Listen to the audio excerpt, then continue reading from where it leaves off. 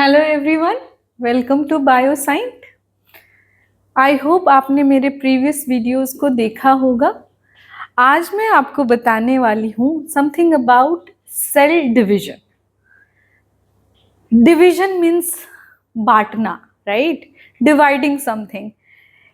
तो डिवाइड करने के लिए एक बेसिक रिक्वायरमेंट क्या होती है कि आपके पास कोई भी चीज सफिशिएंट अमाउंट में हो। डिवाइड आप कुछ भी कर सकते हो, छोटी से छोटी चीज को डिवाइड कर सकते हो, लेकिन खुशी खुशी आप कब डिवाइड करोगे? जब आपके पास वो सफिशिएंट अमाउंट में हो और आप खुशी खुशी उसे डिवाइड करना चाहते हो। तो यहाँ पे मैं बात कर रही हूँ सेल की, which is the fundamental unit of life. तो सेल को डिवाइड करने की जरूरत क्या पड़ गई? तो every organism, living organism made up of cell, और वो सेल जब डिवाइड करेगा तो एक ऑर्गेनिज्म की ग्रोथ होगी।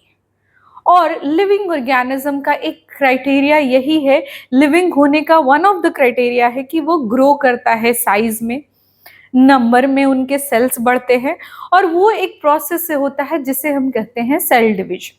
तो आइए आज हम पढ़ने वाले हैं सेल डिवीजन। तो कोई भी सेल डिवाइड करने से पहले कुछ तैयारी करता है। जैसे आपके घर में कोई मेहमान आने वाला होता है, तो आपके घर में प्रिपरेशन स्टार्ट हो जाती है। तो क्या सारी प्रिपरेशन आप मेहमान के आने के बाद करते हो? नहीं।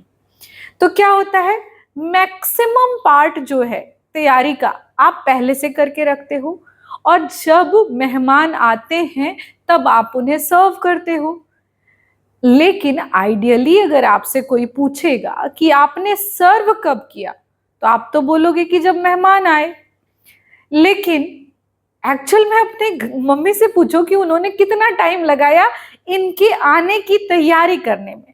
उसी तरह से एक सेल जब डिवाइड करने वाला होता है तो maximum 95% of the total time, मान लो कि अगर कोई एक सेल 24 आवर्स में डिवाइड करता है, लाइक ह्यूमन सेल्स, तो it spend 95% of its time in preparation. तो प्रिपरेशन टाइम को हम कहते हैं इंटरफेज। इंटरफेज आप देखेंगे कि इस इंटरफेज को रेस्टिंग फेज कहा जाता है। तो रेस्टिंग फेज क्यों कहा जा रहा है? एक्चुअली में तो सेल प्रिपेयर कर रहा है, लेकिन सर्विंग तो नहीं हो रही है उस time. I mean actual cell division, a cell is dividing into two, that is not happening. लेकिन जो प्रिपरेशन टाइम है वो count as such cell division में नहीं हो रहा है, इसीलिए इसे हम रेस्टिंग स्टेज कहते हैं या रेस्टिंग फेज कहते हैं इंटरफेज को। तो every cell spends its 95% of time in the interface, and the 5% of the time in which it is actually dividing is mitotic phase. तो आप यहां देख रहे हैं मैंने एक सेल साइकिल बनाया, because it is a cyclic phenomena and there are certain steps involved in it, जो कि आपको हर एक स्टेज आपके एक प्रोसेस को समझाता है। अब आप यहां देखेंगे the cell cycle always begins with the G1. G1 stands for gap 1 और प्री-सिंथेटिक फेज। मैं आपको बताऊंगी इसके बारे में, लेकिन आप यहां देख रहे हो एक G0 फेज, या फिर हम इसे क्विसेंट स्टेज या इसको रेस्टिंग स्टेज कह रहे हैं। क्यों कह रहे हैं इसे? Because the cell is actually resting. If a cell is at the G0 stage, it means it has decided not to divide now. Some of the cells remain always there in the G0 phase, which means they are not going to divide once they have formed. Like human body में neurons होते, they are always in Z0 phase.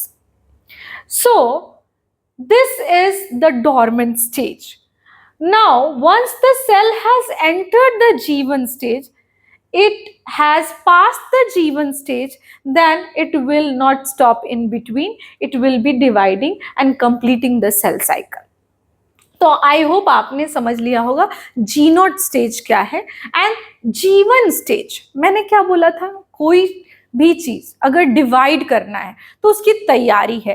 एक cell में बहुत सारी चीजें होती है, cytoplasm होता है, माइटोकॉन्ड्रिया होता है, सेंट्रियोल होता है, एंडोप्लाज्मिक रेटिक्यूलम होता है, बहुत सारे सेल ऑर्गेनल्स होते हैं। अब उन हर सेल्स का डुप्लीकेशन होना चाहिए ताकि दो सेल जब डिवाइड करें तो उन दोनों सेल में बराबर बराबर बढ़ सके।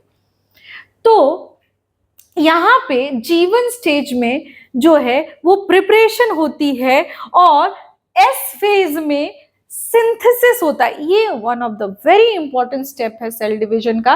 S phase is the synthetic phase. Synthesis मतलब क्या? सिंथेसिस मतलब डीएनए की सिंथेसिस।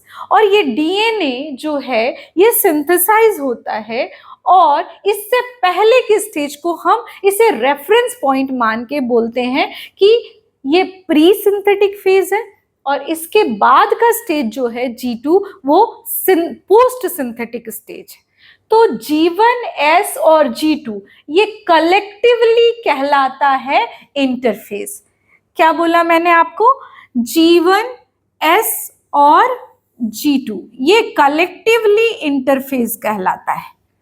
इसके बाद आता है माइटोटिक फेज जो कि फर्दर 4 स्टेजेस में डिवाइडेड है।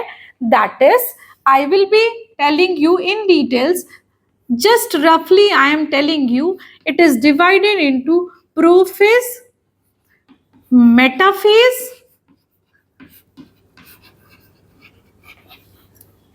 anaphase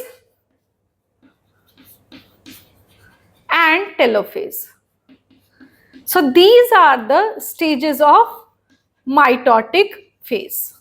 Okay, now if you want to know the exact definition of cell cycle refers to the series of events that take place in a cell resulting in, we should always study like this, wherever you find it is important you need to underline.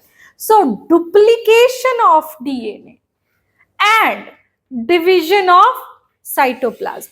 So every cell cycle, in every cell cycle, duplication of DNA which occurs at the S phase, which is also called as interphase. So always division of cytoplasm, which is also called as cytokinesis. So the division of nucleus occurs first, that is called karyokinesis. Karyokinesis is always followed by cytokinesis and the organelles to produce two daughter cells. So in general, the mitosis type of cell division which occurs for the growth, there will be formation of two daughter cells. If it is a type of cell division which is meiosis, which occurs in the reproductive cells, there it will form four daughter cells. So if you are interested in knowing that what is mitosis and meiosis in details, you can write down in the comment box to know more about that. And till then, stay tuned. Thank you.